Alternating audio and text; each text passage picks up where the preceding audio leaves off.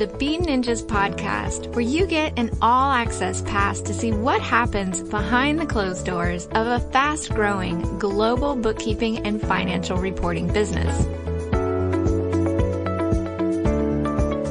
Hi, everyone, and welcome to another episode of the Bean Ninjas podcast. Probably will recall me mentioning the Peak Persona program on previous episodes, and we've also had previous guests, Michael and Wayne, who are Bean Ninjas team members, talk about their experiences with the Peak Persona program. So today we've invited Aaron Birkby, who is the founder of the Peak Persona program, onto the show. Welcome, Aaron. Thanks for having me. So Aaron, we usually start our episodes by asking our guests to introduce themselves and talk a little bit about their backstory and what's taken them to where they are now. Sure. My backstory is pretty random. So I actually went through uni and did a science degree in physics and maths, and got to the end of that and realised there weren't really any jobs in Australia that interested me. So I did a law degree and ended up working in a law firm for a little while, and I just had an adverse reaction to that environment. So then worked at PwC for a little while, but none of that really resonated with me. Then randomly applied for this job, which was it was actually intercepting telephone calls, and spent a bit of time working in the intelligence sector. But all along the side, from a young age, I'd been writing software. So sort of writing software and selling it through school and through uni, but never really took it seriously as a business until randomly wrote some software, actually for my brothers, for their restaurant, which was doing sort of Wi-Fi billing. And at the time, no one was doing any sort of wireless internet access, authentication or billing. And that turned into this fairly big business that we ran for the better part of 9 years, ended up with about 6 million users in 9 countries, and sold that in 2012, and then had sort of split up that business, sold it in parts, and spun off a couple of other things around that time. But really then got into the startup ecosystem. So for the last 6 years, been playing around running startup accelerators, my day job now with Startup Catalyst, running international missions to places like Silicon Valley, Israel, Asia, Europe, and just really working with a lot of different entrepreneurs and investors from that tech startup community. So, really random sort of sliding doors career path. None of it I can say was ever planned. It just sort of happened. Yeah, it sounds like quite a diverse but really interesting background. And so all of that has now led on to you starting the Peak Persona program, which is something that I've been involved in and found very beneficial. And can you talk a little bit about first of all, what the program is, and then what inspired you to start that program? Yes, it's actually really weird how it started. So I might talk about how it started because then it frames what it is now. But so Peter Ellis, who's the CEO of River City Labs, she and I were running a facilitator training session. So training facilitators how to deliver events, and it was a 2-day workshop. And in part of that, we talked about how we prepare ourselves when we go to facilitate an event. And I shared that I'm naturally an introvert, so I do things like I use music playlists to put me into an extrovert state. How I like all these little techniques that we developed, and everyone in the all the participants were much more interested in that content. That was actually what they wanted to hear. So they asked us to spin up another workshop for that, which we did, and it just sort of grew dynamically by people asking. So it got to the point where they were asking if we could run a really intensive program. So we put up a type form to see if anyone would register, and we had 54 people sign up ridiculously fast. So we realized, well, there's a need here. So we started Peak Persona, and basically what it is now today, it's online programs. So we look at the habits, techniques and routines of high achievers, whether that's entrepreneurs, athletes, content creators, and basically we distill them down into tangible action items, and we deliver one each day over the period of 30 days. So participants, basically every day they get an email with a short video that introduces them to some sort of technique or routine or even a psychology principle distilled down into something they can act on and experiment with in the day. And at the end of the day, they actually do a short reflection video on really not so much what they did, but how it made them feel. And they do that in a cohort, so everyone gets to see how each other experiences it. So we've been running that for a while now. We've put over 150 people through from 8 different countries, and it's sort of now taking off where now we're doing deep dive programs. So we have this level up program where we look at things like decision making, time management, goal setting. We've been asked to run programs on relationships and all different aspects. But I really feel like we're still in this discovery mode of what is this and where is it going? And I know when I did the program, the 30-day shift program for the first time, one of the first challenges was around waking up early in the morning. And part of the program when I was going through it was getting up at 4 or 5 a.m. and then having some time for myself to set the standard for the day. And could you talk about why that's an element of the program and where you see or how you see that helping entrepreneurs, athletes, or whoever it is in setting up their day? Yeah, so look, I think most of us can relate to a period in our life, and many of your listeners might still be in this mode where you sort of wake up and you get dressed and you go through the mechanics of getting to work. You arrive into your work day and you just have this sensation of the day happens to you. Like people start asking for things or you start reading and responding to emails. And we can end up finishing a working week without ever having really worked on something that we chose to work on. We tend to be reactionary. Whereas the whole purpose of waking up early, so we ask people to wake up much earlier than they normally do. We call it the pre-dawn, to really use that time to invest in themselves. And a couple of funny things happen. Like when we say that, a lot of people think that you start work earlier, but it's actually not about work at all. It's actually about doing whatever is meaningful to you. So it could be exercise, it could be yoga, it could be reading, it could be meditating, it could be doing something creative. But the goal is to actually put yourself into a peak mindset so that when you do arrive at work, you're in this optimal state. Like you're actually living a bit more deliberately. You're actually choosing the emotional state to arrive in work. You're choosing to be more in control of your life. So that simple act of waking up earlier, actually, it's like, actually Tim Ferriss has this great quote. He puts it as, that morning routine is your way of arriving into your workday like you're pulling up like a rock star in a bulletproof limo, and it doesn't matter what the world is firing at you.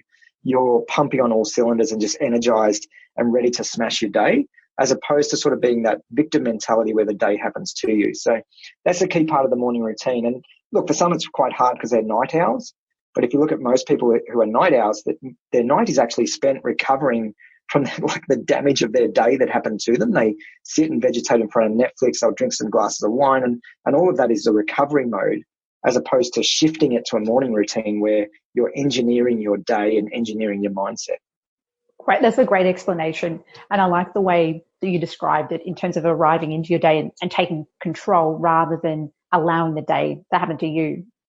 Have you had any interesting or surprises coming out of the program in terms of people's feedback or responses to the 30-day shift? Yeah, a lot. So I think, I don't even know where to start because there's so many, but one is the ripple effect. So often we have an individual go through the program and their wife or husband or spouse or their children will also pick up on the same habits and routines. So it ends up this ripple effect where suddenly everyone in the house is getting up earlier. Everyone in the house, one of the things we get people to do, as you would know, is make their bed every morning. And that starts having this ripple effect, and their houses become more organized as a result. The family sort of communicates better. I think the second thing that's really blown me away is I always thought that this was a unique problem for entrepreneurs, like this sense of just burnout, overwhelm, the pressure of performing. But we've had psychologists, lawyers, accountants, doctors, all different professions do the program, and everyone actually has articulated the need for this in their sector. And we've also been asked to run this for school children, like primary school and teenagers. So I think I'm just blown away by the fact that everyone actually experiences these same challenges in life. And this sort of, as much as we frame this as, sustainable high performance, a lot of it is really like work-life balance and actually having a better quality of life. And I think everyone struggles with that challenge. It's not a unique thing just to entrepreneurs.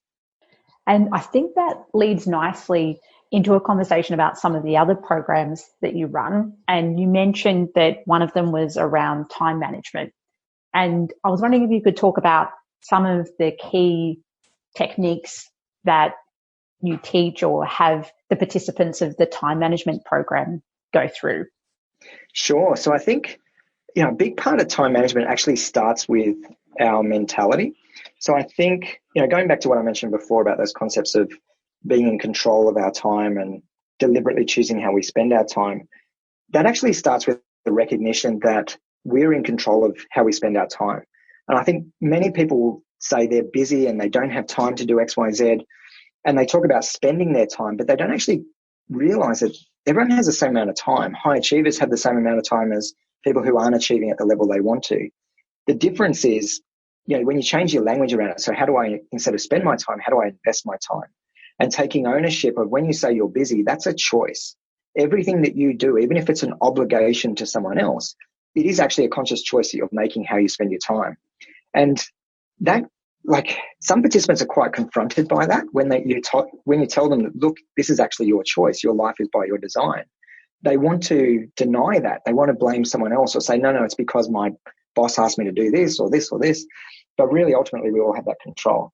I think in terms of techniques, there's a lot of different techniques. One I'd shout out to your listeners is the Eisenhower matrix, which you can Google. There's plenty of information online, but it's a very simple technique for mapping where you're spending your time across important and non-important and urgent and non-urgent tasks, which then identifies those things that you should be eliminating versus those things you should be focusing on. But also, I think, really it starts with getting much better at saying no. We all tend to say yes, and there is this evolution of yes, where in the early days of anything new, we have to say yes to a lot of things to build credibility and experiment and discover. But over time, we need to get better at saying no so that we free up more time. And I think the last point I'd make is realizing that when we talk about time management, I think, again, most people make the mistake of thinking just in a work context, and you need to look holistically across your whole life. We often have those sensations of overwhelm and burnout and other things because we're not factoring in our personal life and we're not factoring in quality time. So when we talk about time management, a lot of it is how do we actually work less hours and actually enjoy more life in the rest of our hours? So I think that's an important point to make as well. Thanks for that. And I like what you've made some great points. And I actually remember when I went through, I think it was the decision-making level up program too, thinking about the Eisenhower matrix. And when you look at all of the decisions and how you choose to spend your time in a day, it's quite a valuable exercise to see how much you can be reacting to rather than choosing to work on those important tasks that might drive your career or your business forward. When you talk about quality time and time management relating to your personal life as well, do you have any tips around how to actually implement that? Because I think there's a lot of talk about work-life balance, but sometimes it feels easier to say yes to a client or to your boss than it is to finish work at a set time or to prioritize something else. I think a lot of people struggle with that, so that they know the theory of it, but how do they actually apply that? Yeah, and you're spot on. It's a really good point. I think there's an element of discipline required, and so it's more like how do we maintain those boundaries? So I think starting with number one, actually setting clearly defined boundaries. These are my work hours, and for many self-directed people, like entrepreneurs, they have the challenge is they have that freedom. They can work whatever hours they want. They can work from home. But what that means is everything tends to get blurred. So first of all, you need to define really clear boundaries of these are my work hours and be quite strict on these are my personal hours. I think part of that, for me, for example, I'm asked to go to a lot of events, or I used to go to a lot of events, and I now say no to them. It's one of the metrics I sort of have is am I contributing to the event or am I consuming the event? And anything you're doing where you're just consuming content or just consuming an event, you're not actually contributing to it, I would actually say no to. Whereas when you get a chance to contribute, they're the things that you give up the time for. And I think it's also it sort of comes back to understanding your why and your purpose. So for me, when I get an opportunity, it's remembering what the opportunity cost of that opportunity is. So in other words, if I'm asked to go to an evening event, it's the immediate thing I think of is, well, that's sacrificing time with my kids, and I'd rather be with my kids. So it's been really conscious of what am I sacrificing, what am I giving up in order to do X, Y, Z. And I think there's a few other quick ones as well. We talk in the program unplug and digital detox, actually putting devices away. We actually consume a lot of our time just by having a device and being distracted by notifications, even when we're sitting at home with our loved ones. So to have a better quality of life, just when you walk in the door of your house, put the devices away, lock them in a drawer, uninstall apps off your phone, disable all notifications. So digital detox is a big one. And I think the other one as well is respecting your weekends. Really shifting your mindset to give yourself permission to take time out for yourself and time out for the things that you love doing and for loved ones, so that a weekend becomes the actual end of your week. It's your chance to rejuvenate. It's your chance to extend your mind into other activities, connect with loved ones, and do all those self-nourishing things. And the counter to that is many people say, oh, but I love what I do. I could work 24/7 because I love it. The challenge is that's not sustainable, but also you won't operate at your peak. Like when you actually use different parts of your brain over the weekend doing different things, you perform much better when you come back to work, and you'll maintain your passion for your work much longer. So again, it's that little mindset shift to prioritize yourself over your work or over your responsibilities to others.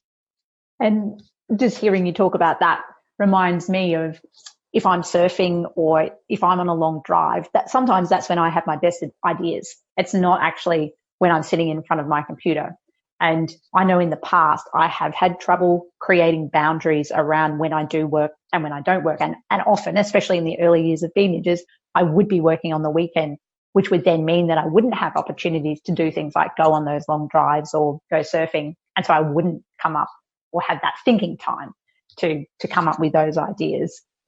Yeah, it's very true, actually, because the surfing one is fantastic. Because I know this is a big one for you and a couple of my other friends. But when you would relate to this, those moments of clarity when you're doing something like that, or you go away on a holiday and you come back to your work and you have this moment of clarity.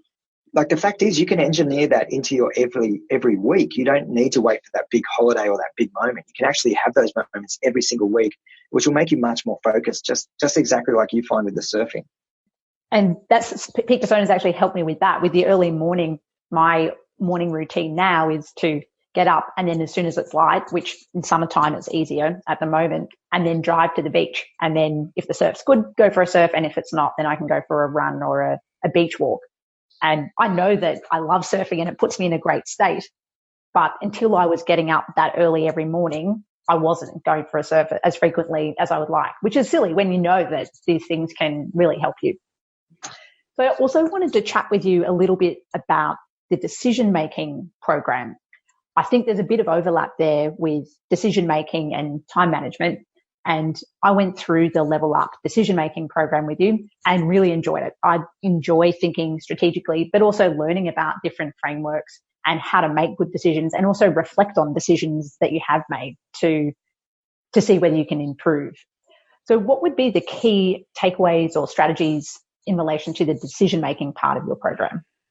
Yeah, so decision-making, I really love that program. I like, for myself, researching the content and then facilitating the discussions, I drew so much from it as well. And I think part of it is the realization that there are so many different methodologies, and really it's about like experimenting with what works for you. So like you would recall, we covered a lot on gut intuition. So how do you actually train your gut? How do you recognize your intuitive response in a moment? Because ultimately, when we have those responses in a decision that we have to make, it's a reflection of our core values. It's a reflection of our inherent experiences, but also our subconscious mind is actually 10,000 times more powerful than our conscious mind.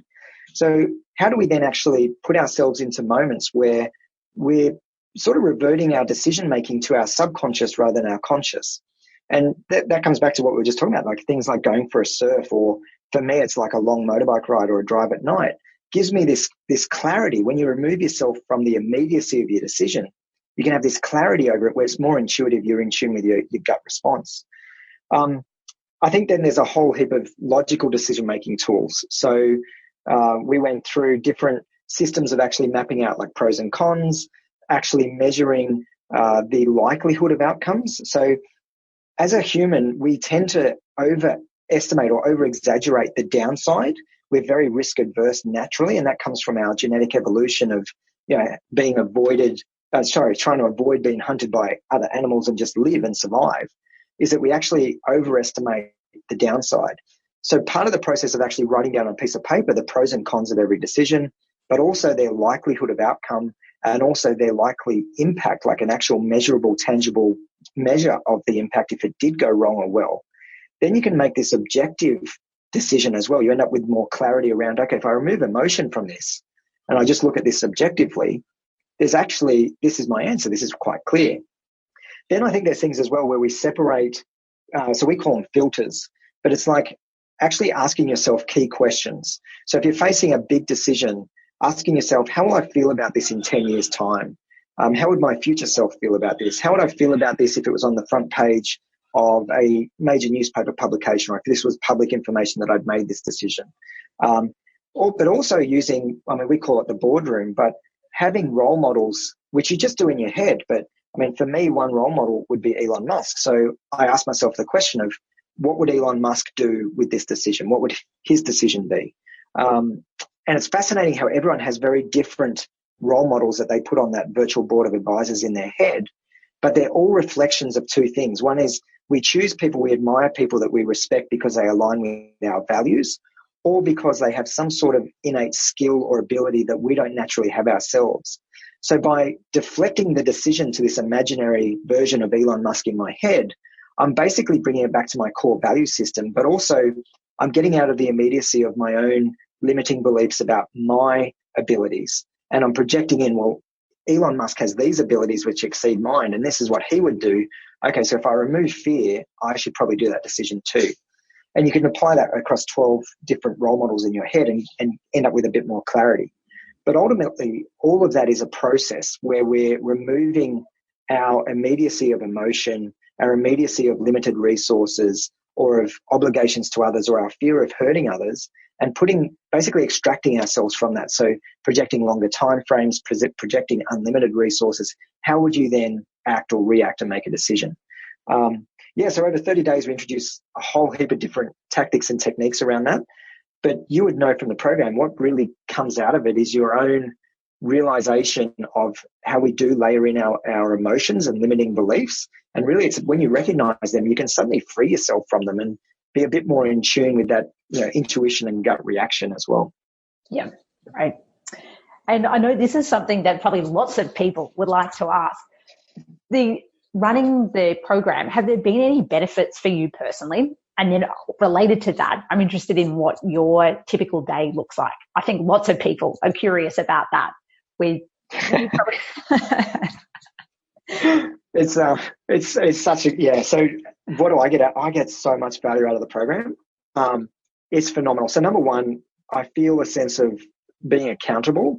And, if I'm preaching this stuff, if I'm sharing this content, I need to be practicing it myself. I feel this obligation to the awesome tribe of people that are in there. And I think that's the other key highlight for me is I'm blown away by the caliber of people amongst this now global network of alumni and just how much they give and how much they share. And I've learned so much, like listening to other founders, but all the alumni, and hearing their personal journeys and their personal reflections. I learned so much from that, and I see, traits of myself in them, and I see what they go through and the lesson that they would derive, and it helps me unlock realizations about myself and my own limiting beliefs. So I get an incredible amount of value out of the program, or all the programs. In terms of my daily routine, so I wake up somewhere between 4 and 4:45. Usually it's for a long time it was 4:21 on the dot. My body clock is pretty in sync where I don't need an alarm. I get up, I go to the gym, and usually it's at the gym when I watch everyone's reflection videos. So as I'm doing my training program, I'll be watching everyone's videos and commenting on all the channels and topics. Usually then on my walk back from the gym, I record a video back to the group, sort of sharing my reflections on their reflections. Then I have breakfast with the kids, so spend a fair bit of time in the morning with the kids. I try and take the kids to school a couple of days a week, but really try and have very focused quality time with them. And then from then it's just work. So I get into work, I work through the day. Often I have a lot of events, so night times can be quite challenging for me. But there are a couple of key days a week I get home, like when my son has guitar lessons or something on, I'm always home for that. And then my goal is to get to bed early. Now, that doesn't always happen because I do have a lot of events, but I'd love to be in bed by 9 o'clock every night. With events, obviously, and I do travel a lot, so international travel, domestic travel really hampers my schedule. And then on weekends, I'm now very good at completely disconnecting from my day job, but I still am quite involved in the Peak Persona channels, so stay on top of the programs that are underway and just communicating with the alumni, which I absolutely love, but I also need to be conscious of managing that. So I am really present with my kids and just present in the moment of my weekend. But yeah, weekends for me are about getting away. I like to get out of the house and go down the coast or something. Yeah, well, in the past, if I stayed at home, I would still see my large to-do list. And so going away is a great way to force yourself to stop doing anything and be present with the people that you talk about. I know that I was really curious about what your day looked like. So thanks for sharing that. And that also leads into some topics around travel, and firstly, business travel. I know you actually have some great tips around how you maintain your routines when you are traveling. Could you share a couple of those? Sure. So number one, it comes down to preparing. So knowing that you're going to travel, you know in your head already you're going to struggle with like the time zone and sleep pattern and exercise and good diet. So for me, I always choose a hotel that has a gym in it or is close to if it's domestic travel, I'll choose a hotel that's close to a Jets gym because I'm a member there. But if ideally I have a gym in the hotel. Even if I can't find that though, like as soon as I land in a city, I love to go very first thing for a run. I love getting the orientation, like discovering a new city.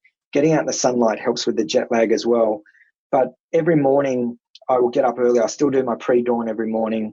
I still go out for a run or do some sort of exercise. And even if the hotel doesn't have a gym or it's raining outside, I'll do something in the stairwell, like the fire stairs, or always try and do something.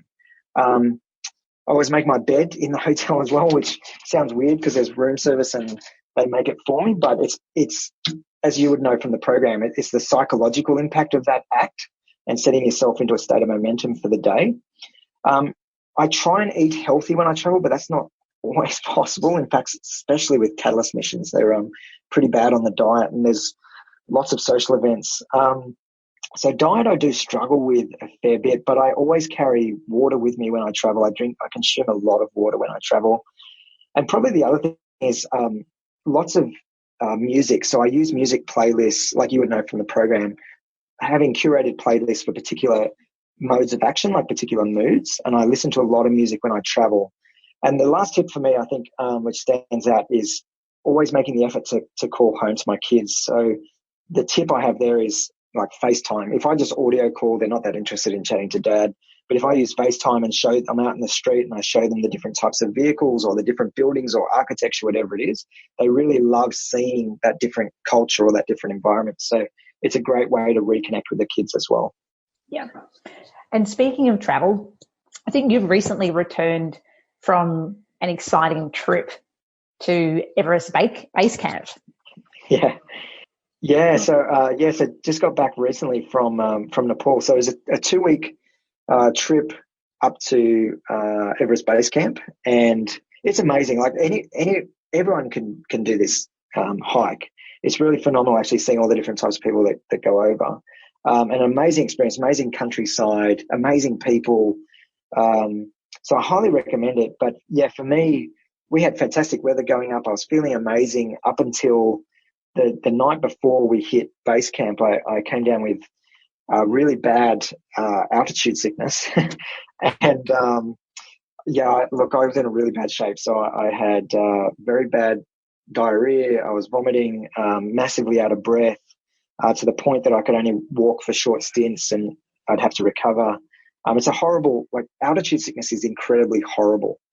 But yeah, pushed through, made it. And in hindsight, actually, I think being sick was actually an amazing part of the experience for me, something I'll never forget. And I really had to push myself through on a lot of different levels. It's the hardest thing I've actually ever done, was pushing through that sickness. So really grateful for the experience, but yeah, highly recommend it. I absolutely loved it. I think years ago, I've hiked in the Annapurna region of Nepal, but I think that was quite at a lower altitude. So I was lucky. I don't think I suffered from the altitude sickness, but I remember it being incredible. Yeah, it's absolutely stunning. And what blew me away, I think more than anything else, was the variety of landscapes. So like you would start out going through almost rainforest conditions and then into these open, almost like grassland plains, but still with these incredibly high mountains. And then as we got closer to Everest, it just becomes this lunar landscape of rock with that it's an altitude that doesn't support life. So there's no plants, there's no animals other than, you know, yaks that are brought in. It's a really phenomenal experience just for that variety of landscape and conditions. And did going to Everest Base Camp then make you want to climb Mount Everest? Yeah. So it's really funny because I think you know this about me. I was always curious about wanting to summit Everest. So going to base camp was sort of a no-brainer. It's like, yeah, I definitely want to go because I want to know if I could do Everest. And all the way up, I was like, I would love to do Everest, But then once we got to base camp, the Sherpas, so our lead Sherpa has summited 9 times. One of the other Sherpas had summited 7 times. And our mission leader, Ben Southall, he was based at base camp for 3 months, filming a documentary where he interviewed a lot of the climbers who'd gone up, and some of those climbers had ultimately died. So they shared like why people die on Everest and what goes wrong. And listening to all that made me realize that even if you do everything absolutely spot on and you are on your game and get everything perfect with your summit, you could still die because of someone else's poor choice. And that for me was a bit of a game changer. It's like, no, I really don't want to be in that position where I die because of someone else's decision or choice. So no, I'm no longer interested in summiting Everest. Well, we're coming to the end of the episode. Did you want to give a quick recap or share any other lessons or takeaways around the Peak Persona program, Aaron?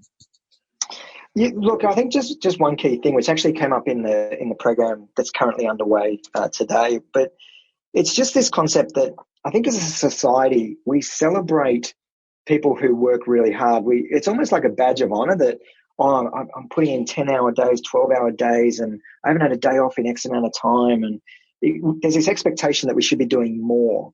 And I think it's completely wrong and it's a broken model. And I think we need to shift to actually enjoying a quality of life. So it's amazing how many people struggle with admitting to taking time off work, or even saying, I go to the gym at lunchtime.